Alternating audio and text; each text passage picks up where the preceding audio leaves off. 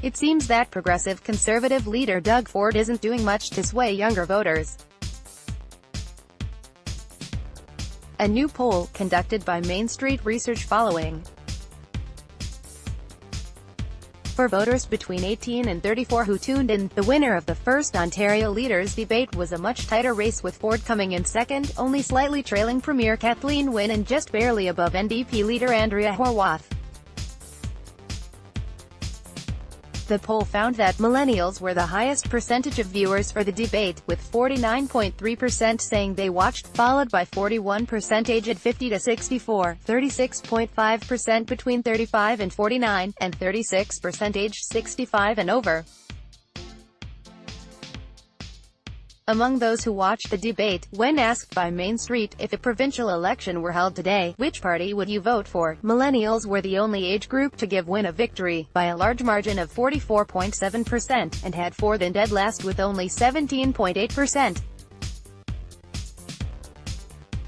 Dramatic numbers were also seen in debate viewers between 35 to 49, with Ford winning in a landslide with 57.7%, while Wynne and Horwath were unable to get even 20% of the support, 18% and 10.8% respectively. However, the poll, which surveyed 2,000 Ontarians, also collected numbers from voters who did not watch the debate. Combining both viewers and non-viewers, the poll found that if an election was held today, millennials would still hand Wynne back her job as premier, but the numbers were tighter.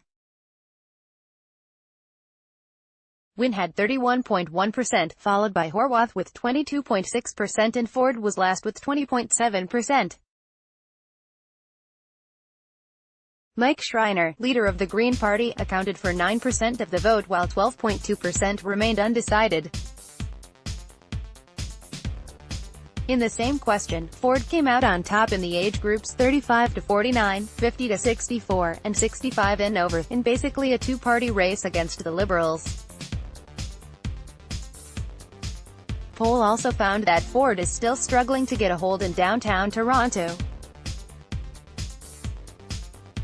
Only 18.8% of downtown voters said they'd elect the Conservative leader, while Wynne and Horwath are neck and neck, 29.2% and 29.5% respectively. Not surprisingly, Ford is clobbering both other parties in Etobicoke, with 44.5% of those polled saying they'd vote for him as premier if the election was held today. He is also leading in Scarborough and North York with about a 10% lead over Wynne. The poll has a margin of error of plus or minus 2.19% and is accurate 19 times out of 20. Meanwhile, City News took 4 Twitter polls during the debate to gauge the audience's reaction and found that Horwath had the majority of people's votes. To read the complete Mainstreet poll, click here.